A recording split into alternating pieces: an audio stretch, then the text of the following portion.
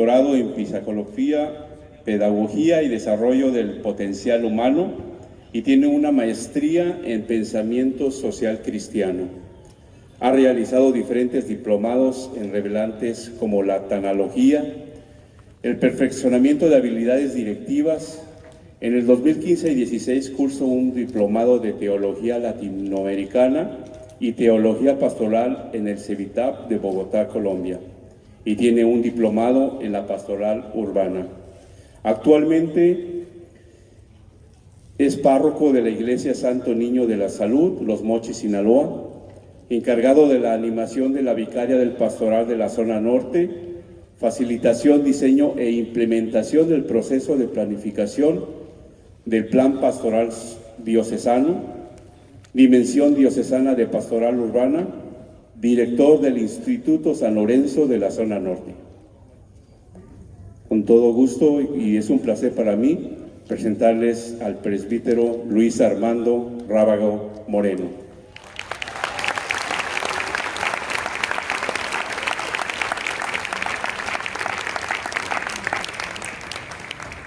Muy buenos días a todos. Que la paz de Cristo reine en todas sus casas, en sus corazones, en sus familias, en todo lo que hacen. Y venimos aquí para alabar el nombre del Señor, pero también para aprender, para mover nuestro cerebro, ¿verdad? Para mover nuestro espíritu y que nuestro interior se una a Jesús el Señor. Todos venimos bajo un propósito. Nuestro propósito es que nuestras familias estén más consolidadas. Dime si no, tú has ido al grupo de oración en la parroquia, en la ciudad, en donde tú perteneces o en el lugar donde es más afín a ti. Tú fuiste a ese lugar buscando una respuesta, una solución a tus problemas, a tus dificultades. Dígame si no, ustedes, familia, se han enfrentado ante tantas situaciones en el entorno doméstico. Pero hoy tengo para ti, para ustedes, una buena noticia. Que Cristo el Señor es el poderoso que puede entrar a tu casa para transformarla. Amén. Y déjame decirte cómo quiero compartirte la historia de un matrimonio, de una familia. Ellos eran procedentes de Roma. Ellos eran judíos. Cuando Pablo, al estar evangelizando en sus viajes misioneros, se encontró con una pareja que se convirtieron en sus grandes amigos. Ellos, procedentes de Roma, judíos, fueron expulsados. Fíjate, tuvieron una migración forzosa. Fueron expulsados de Roma por el emperador Claudio y ellos se ubicaron acá en la región de Corintio. Ellos, al escuchar el mensaje de Jesucristo por boca de San Pablo, ellos se convirtieron al Señor. Ellos se dedicaron al servicio del Señor, la familia completa, y abrieron las puertas de su casa donde se reunían las comunidades cristianas de Corinto. ¿Ya saben quiénes son estos personajes? Esta pareja, Priscila y Aquila. Estos gallones, ¿verdad? Estos que tenían fuerza y pantalones para evangelizar a tantas familias de los colonos. Allí en Corinto, esta comunidad tenían muchas deidades porque eran comunidades paganas. Y ahí en esta comunidad pagana, pues empezó a crecer esta comunidad cristiana, la comunidad cristiana más carismática de las comunidades de Pablo. ¿Cómo ven? Era la comunidad más carismática. Si usted abre la Biblia, en el libro de Pablo a los Corintios, ahí dice Pablo que a esta comunidad se le han dado tantos dones que no le hace falta ninguno. Fíjate, no le hace falta ningún don. Dice así: y de tal la firmeza que han conseguido el testimonio de Cristo entre ustedes, que no les falta ningún don, mientras esperaban que nuestro Señor Jesucristo se manifieste. Es decir, era una comunidad saturada de dones y carismas que el Espíritu Santo les proporcionaba, porque creían iguales que nosotros en el poder de Jesús. Amén. Levante la mano quien ha recibido dones y carismas. A ver. Amén, amén, amén. Hoy, pero no todos, parecieran que no todos son carismáticos, ¿verdad? Todos hemos recibido dones y carismas, pero sobre todo hemos recibido un don superior, que es el don del Espíritu Santo, que nos ha sellado en nuestro bautismo. Amén. Pues esta pareja de Aquila y Priscila, estas que impulsaban esta comunidad de Corinto, eran los organizadores, eran los coordinadores de esta iglesia de casa. Y fíjate que ellos también tenían, al igual que nosotros, sus luces y sus sombras. En aquel tiempo, grandes luces eran que era una comunidad ferviente, muy carismática, muy dispuesta a servir. Era una comunidad siempre con buen número de participantes que pertenecían a esa iglesia. Pero la iglesia en aquel tiempo no se reunía en los templos, porque no existían templos. ¿Sí sabían dónde se reunían? En las casas. Entonces no era iglesia de templos, sino iglesias de casa. Y el entorno doméstico fue el escenario, fue el entorno donde la iglesia de Jesucristo floreció. Gracias a estas tonalidades domésticas, la iglesia pudo encarnarse en sus realidades, pudo encarnarse en sus localidades, pudo encarnarse en las luces y sombras de cada uno de los pueblos. Entonces, esta opción de una iglesia de casa, de una iglesia doméstica, es el fermento donde hace que la iglesia florezca, donde la iglesia pueda ser profética ante el mundo. Fíjate que antes las casas la formaban, las casas no eran el espacio físico. La casa la formaban las personas, ¿sí? Y si nuestras casas, ¿cuántas personas más o menos oscilan en nuestras familias? 5 en la media, ¿verdad?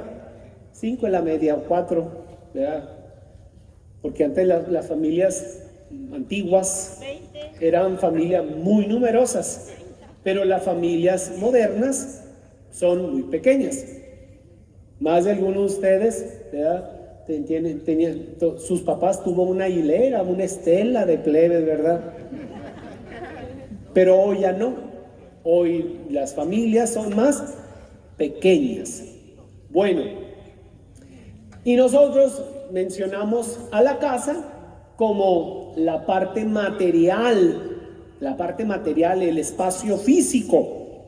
Pero en el tiempo de Jesucristo, en tiempo de los apóstoles, las casas no eran el espacio físico, sino más bien todos sus integrantes.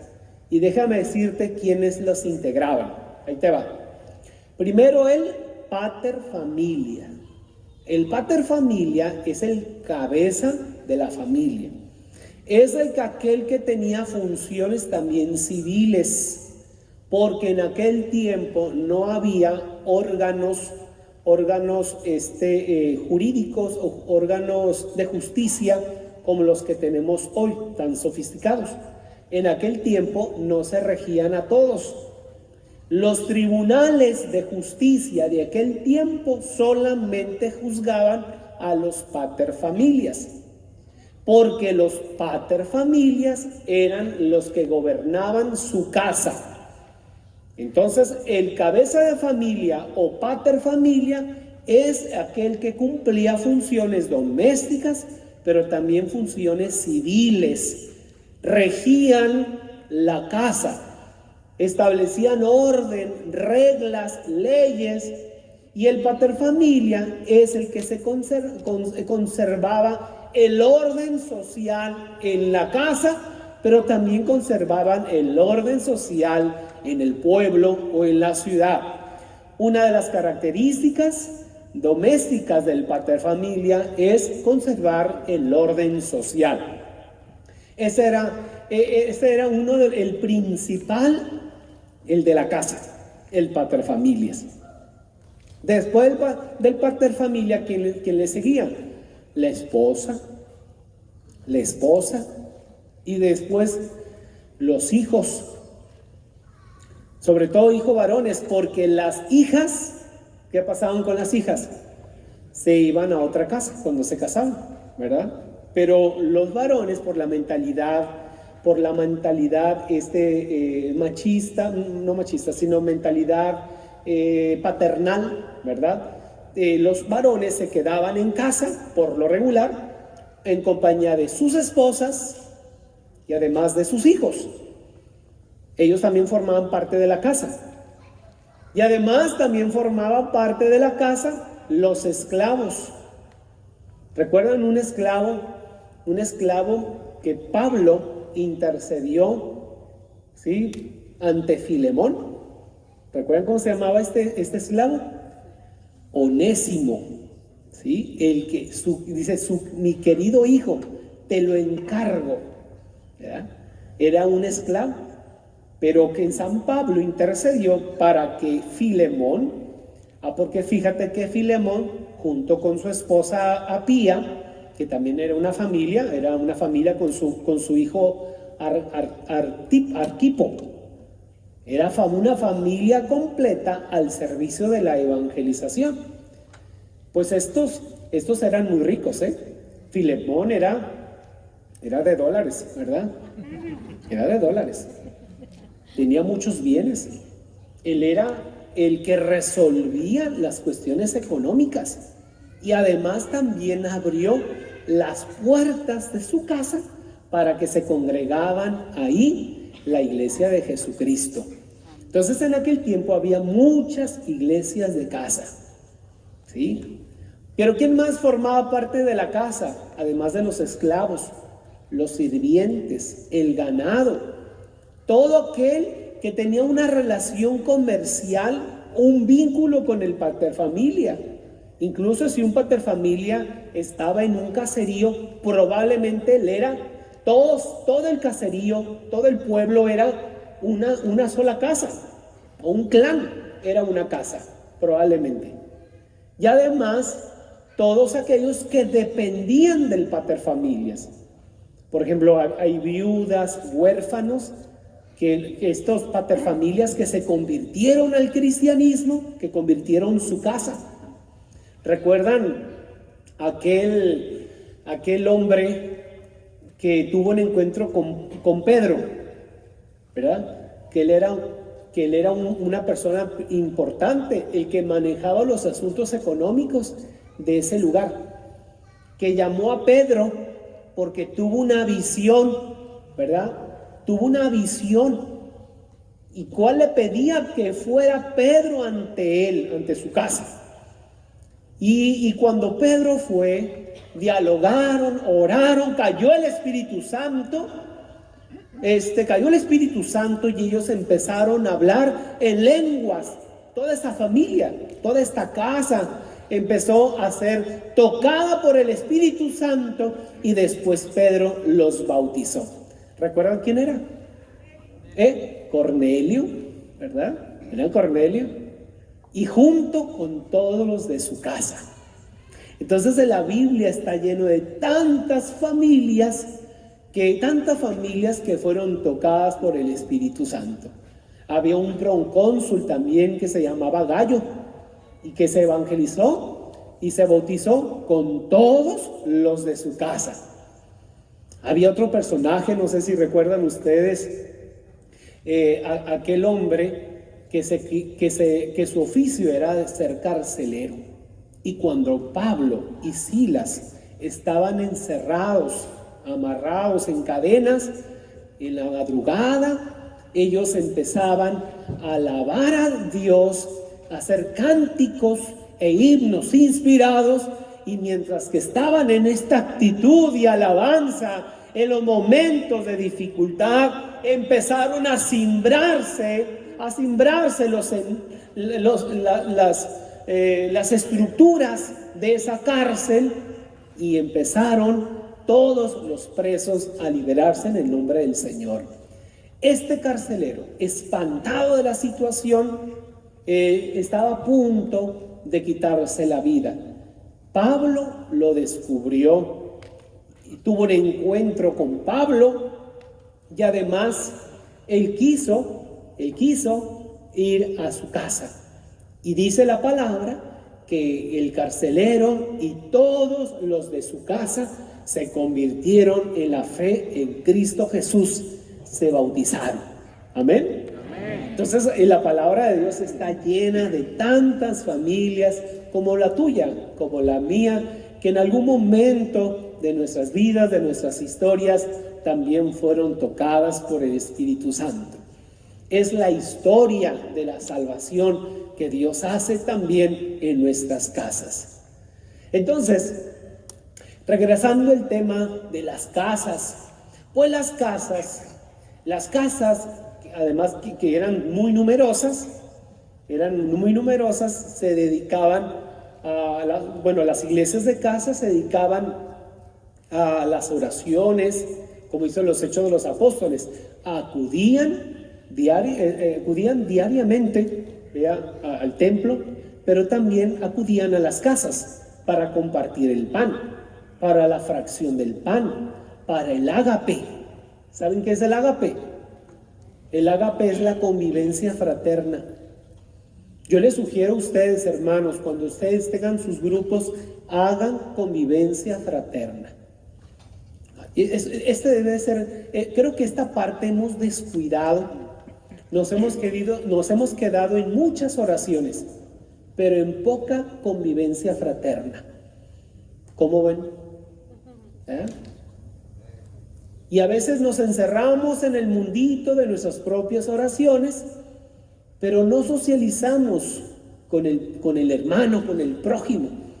Y es importante darle o crear espacios de convivencia fraterna entre nosotros. Las comunidades cristianas no se olvidaban de este aspecto prioritario de la espiritualidad, que es convivir entre unos y otros. Por eso ellos llevaban el pan, lo compartían, porque el pan es símbolo de fraternidad. El partir y compartir es signo de fraternidad. Y ese es un aspecto que nosotros, es una sombra que también nos hace falta entre nosotros trabajar. Fíjate que en las comunidades cristianas, en nuestros grupos de oración, a veces, tal vez, existen situaciones y problemas entre unos y otros, pero muchos de esos problemas se pueden resolver cuando abrimos espacios de convivencia fraterna. ¿Cómo ven? A ver, levante la mano. ¿Quién de sus grupos hace al terminar la asamblea o el grupo de oración, quién hace una convivencia fraterna? Ninguno. En su comunidad sí, ¿verdad? Ustedes también. Cada vez que se reúnen al final, ponen el café, el tamal, ponen ahí las galletas de animalitos, ponen no sé qué cosas así para aunque mover la quijada, pero platicar con los demás para crear este ambiente fraterno. Eso es bien importante. ¿Cómo vas a querer solucionar los pleitos entre la María y la Petra? Esa es una buena manera, ¿verdad? Crear espacios de convivencia fraterna. Formaban parte de la espiritualidad de las de las iglesias de casa. Entonces no solamente era la lectura de la palabra, no solamente era la fracción del pan, era también la convivencia. Otro aspecto que también las comunidades cristianas hacían eran esto: ellos se ponían a trabajar como con grupos sociales. Ellos se dedicaban a cuidar a las viudas, a los huérfanos, a los pobres, a los enfermos. Ellos se dedicaban en acciones a cuidar el orden social en los pueblos. Entonces, estos grandes grupos de familias se unían, ¿verdad?, para mejorar el ambiente social del pueblo, de la ciudad, del caserío. Dice, miren cómo se aman los cristianos. ¿No has escuchado esta frase? Y miren cómo se aman los cristianos. Hay una carta muy hermosa, carta de Diogneto. Esta carta es una carta muy antigua, donde escribía Diogneto en referencia a los cristianos. Y decía: los cristianos son en el pueblo como el alma lo es para el cuerpo. Dice, ellos viven en la tierra, viven en el pueblo, se comportan como cualquiera, conviven con todos, hacen sus trabajos, sus quehaceres, pero ellos marcan la historia porque viven una espiritualidad. Y dicen que los cristianos, estos cristianos de estas comunidades primitivas, hacían mucho bien en su entorno. Por eso ellos gozaban de gran estima en el pueblo. ¿Sí escuchaste esta frase de la palabra? Ellos gozaban de una gran estima en el pueblo, porque eran gente que se ponía al servicio. Ellos, fíjate, la gran acción social que ellos ejercían en la comunidad. Entonces, no eran católicos o no eran cristianos de palabra, no eran cristianos solamente de culto, eran cristianos que vivían su vida, transformando su entorno social. Y creo que el Papa también Francisco en estos tiempos lanza esta invitación a todas las familias a recordar que las familias cristianas están hechos para transformar el entorno social. ¿Cómo ven, hermanos?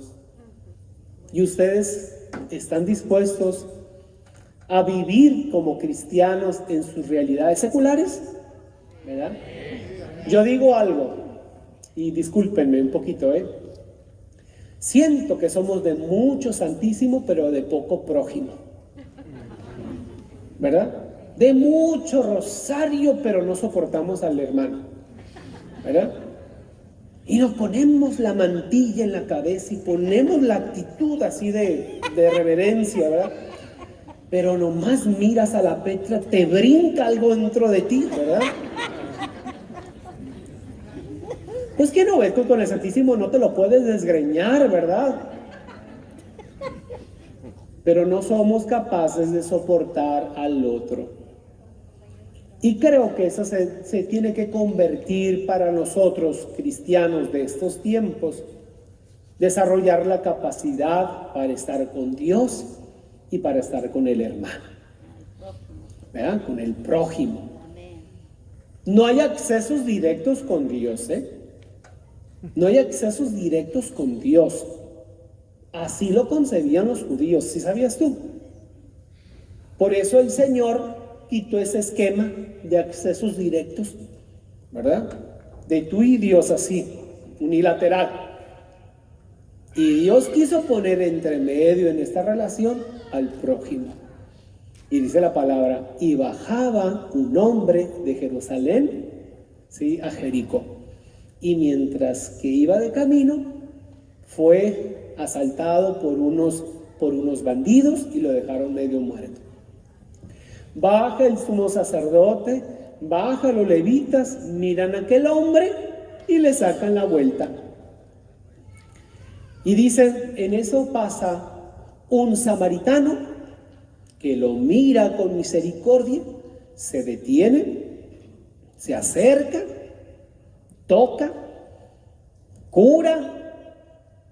¿Con qué lo cura? ¿Recuerdan? Vinagre, aceite. ¿Con? Vinagre y aceite. Vino y aceite. Aceite y vino, pero dice aceite y vino. Cosa curiosa, como que no sabe nada de medicina este hombre, ¿verdad? Porque lo hace al revés.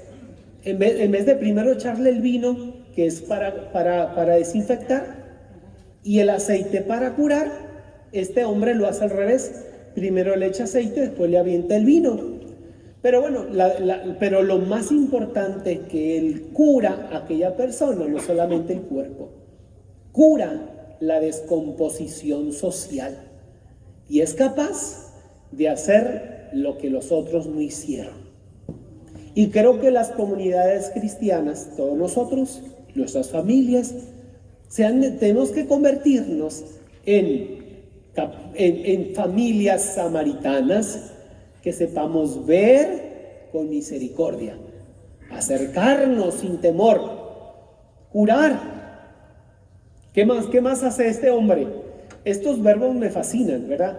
Mira, se acerca, toca, cura, lo levanta, lo carga, se lo lleva, ¿verdad?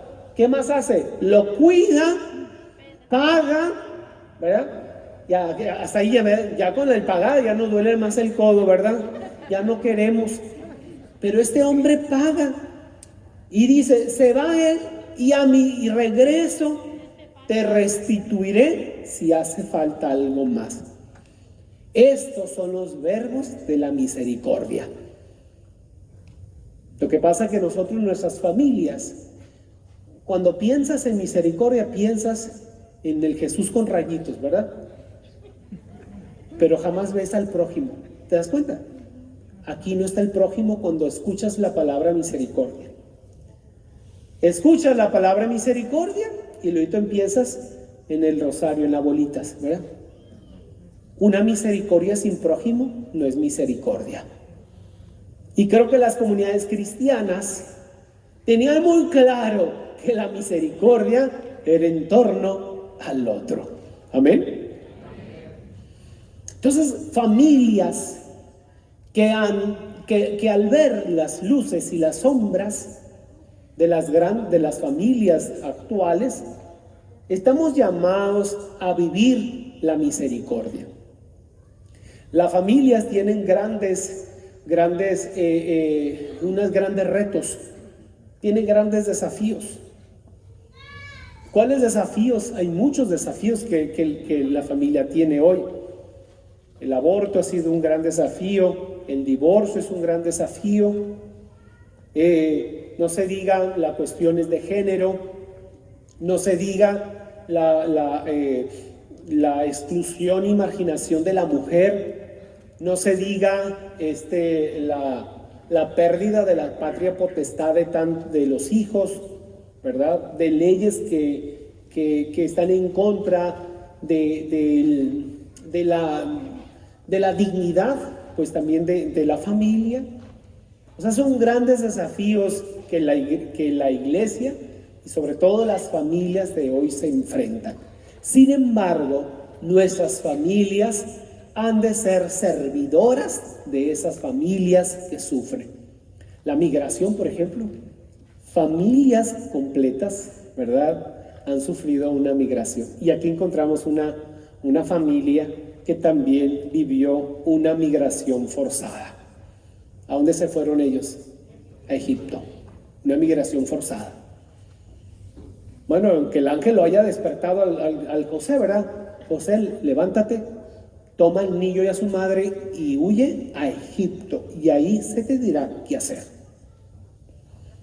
Y después, ellos se mantuvieron el tiempo que Dios les había indicado y regresaron a Nazaret, el lugar donde Jesús fue criado. Entonces, pero esta Sagrada Familia, la Sagrada Familia, José, María y el niño Jesús, aprendieron a vivir su vocación familiar en medio de los acontecimientos del mundo. Fíjate, en ese tiempo, ¿por qué huyeron? ¿Recuerdan? Porque iban a matar a Jesús. Sin embargo, ¿pero qué ocasionó eso? La gran matanza de aquellos infantes. ¿Sí se dan cuenta? El poco respeto a la vida, a la infancia. Los niños han sido también tiro al blanco de muchas instituciones, muchos de estos pensamientos posmodernos, reduccionistas. En cambio, hermanos, tú y yo estamos llamados para que como familia seamos familias servidoras del Evangelio. Amén. ¿Qué les parece? ¿Están dispuestos? ¿Eh?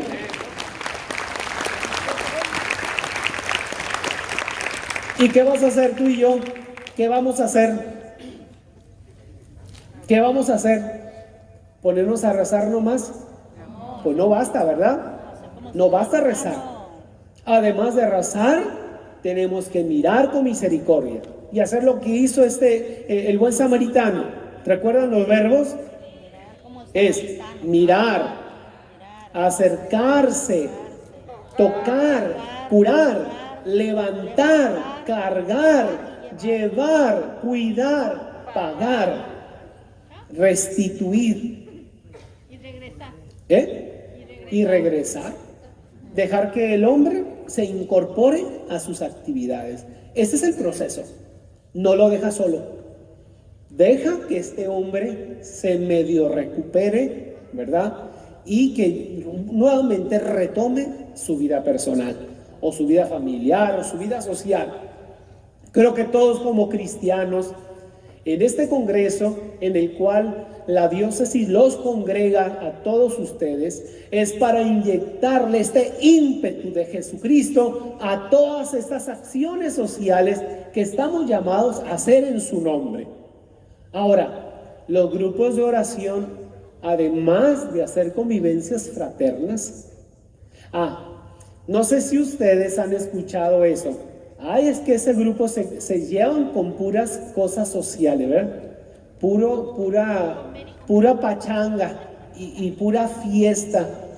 Pero déjame decirte que la fiesta forma parte de la espiritualidad cristiana. Amén. Que te quede claro.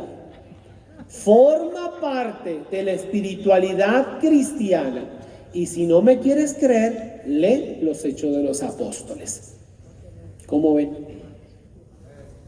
Y además forma parte de la espiritualidad cristiana el trabajo social.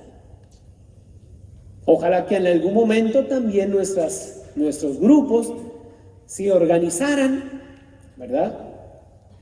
Para, no sé, hacerle el aseo, la casa de aquel anciano o anciana que viven solos, ¿verdad? A aquellos que necesitan de compañía. Saber escuchar, saber acompañar, ¿verdad? Y más que en estos tiempos de mucho duelo, porque muchas familias han perdido a sus seres queridos, aquí están estos ministerios, estos nuevos ministerios que es del escucha. ¿Sí? Esto es un bonito ministerio, ¿sabían ustedes? Porque en tiempos difíciles el Espíritu Santo suscita ministerios y dones para que correspondan a la realidad de hoy. ¿Qué les parece? Por eso el Espíritu Santo sigue suscitando dones y carismas para que su pueblo siga alimentándose de su palabra. Amén. Y yo quiero compartirte también, había una gallona, ¿verdad? De ella es de Tiatira. Esta gallona, ¿verdad? Era pues una mujer lista, ¿verdad? No era bruta, ¿verdad? Era lista. No se comía los mocos. Era viva. Ella es de Tiatira. Y cuando iba por allá por Macedonia en el río, junto con sus amigas, ¿verdad? Por ahí se acerca Pablo, junto con sus acompañantes, se me hace que era Timoteo y otros más, y empezaron a hablarles sobre el nombre de Jesús. Esta Gallona, ¿verdad? Se dejó atrapar por la predicación de Pablo y fue ungida por el Espíritu y le pidió a Pablo que fuera bautizada. ¿Saben quién es esta mujer? La Gallona esta. Lidia, la de Tiatira. ¿Quién es esta Gallona? Era empresaria. Tenía una industria de telas finas y se las vendía. Estas telas son púrpuras. ¿Quiénes utilizaban la púrpura? Los reyes, ¿verdad? La gente del alta, así del Anaheim, ¿verdad? Así. La gente de la High Slide, ¿verdad?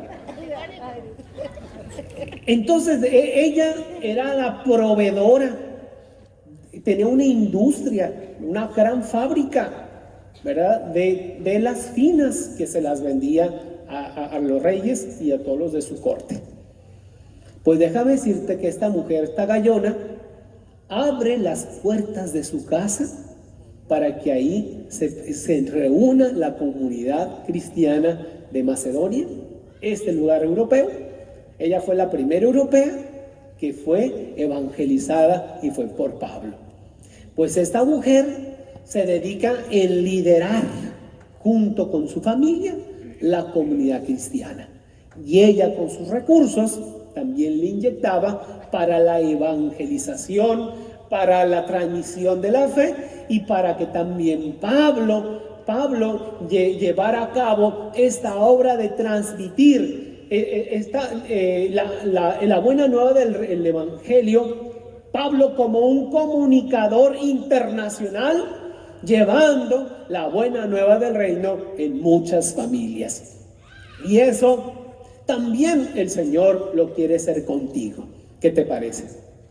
El Señor te ocupa a ti. Tú eres el gallón y la gallona de tu casa, ¿verdad? Y al Señor a ti te llama a hacer y vivir el Evangelio ahí, en los de tu casa. Amén. ¿Cómo está tu casa? A ver. Levante la mano quien anda a su casa, quien carga su casa a las arrastras, ¿verdad? Ese es un problema, ¿verdad? Pues resulta que en medio de las condiciones de estos tiempos, tú te das cuenta en la casa, ya los tiempos son otros, los tiempos han cambiado. La mentalidad de los jóvenes ya no es como la de nosotros.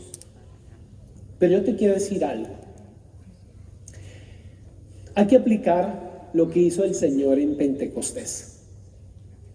Pentecostés fue el acontecimiento donde la iglesia se dio a entender en el mundo cultural. Tú tienes que pedirle Pentecostés para tu casa, porque pareciera que los hijos hablan en otra lengua. ¿Verdad que sí? Pareciera que ellos entienden la realidad como en otro idioma. Y nosotros seguimos usando la misma lengüita barata que no le llega al lenguaje de ellos. Pidan Pentecostés para tu casa. Pidan Pentecostés para los de tu grupo, para que se puedan comunicar con los que se encuentran afuera.